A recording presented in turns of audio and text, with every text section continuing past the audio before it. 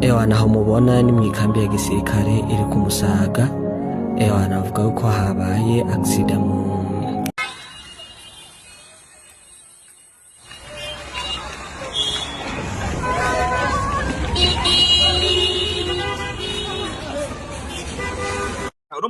uno musi itariki 31 ku mpera n'umunsi wa nyuma urangiza ukwezi kwa gatatu karakasa mutwe gusa intamba mu rugamba zatsinze ibitego bine ariko urabona ivyakurikiye mu nyuma 18:30 ibiturika bimaze kuba urabona abantu nyine bakimbi abiruka urugendo ko kuva muri ville uja mu Cyarama ugenda n'imodoka hafi 30 n'amaguru vyari byoroshe no munsi 15 gusa 10 wabushitse mu Cyarama abaja za Gasenyi abaja hehe 10 bava muri ville baba bashitse urabona n'abakecuru barugitema gusa karakasa mukozi iriko ejo itariki imwe wo kubeshi bita poisson d'avril zemirinde zemicuna babeshi ndandatse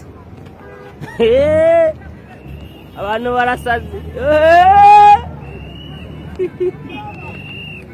ibintu byayangaye ndakorahiye kanifatire video ndandatse bande bamfata uruja n'uruza rwabaye ndanze muri ville na Kesire mapema asa mukinanira rwari miyere asha rwa buraganiro bibereye ubunyene wamenga n'urusasu naho tubibaye ubunyene ateye roketi bara yo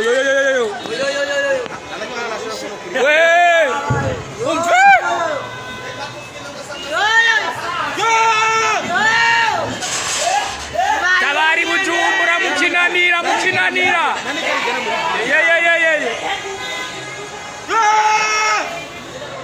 ani mukinanira ibaye ubunyene kabaye raba basha ibintu biriko biranga mu Burundi ndabirabasha umuriro wabaye mwinshi sinzi n'ivyari byo ndabirabasha rino bara none nka bino bintu nibiki mu vyukuri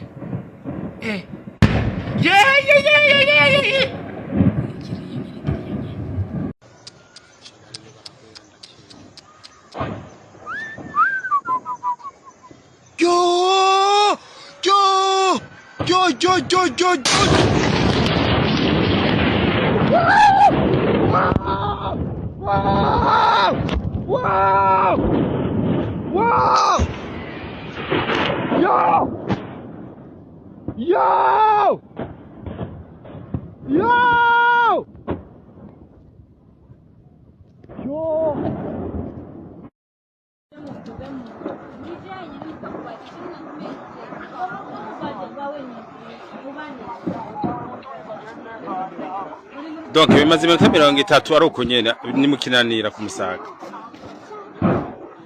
Twibaza ko hagezweho amamenisyo ariko ashobora gukwiragira hirya no hino mu environment. Twibaza ko ari ububiko bwo muri Bataillon Para bwo bwahuye n'isanganya bugasha. Twibaza ko atari igitero nko benshi bariko baravyibaza. Hariya muri base niho hashobora kuba haya incident. C'est ça la situation.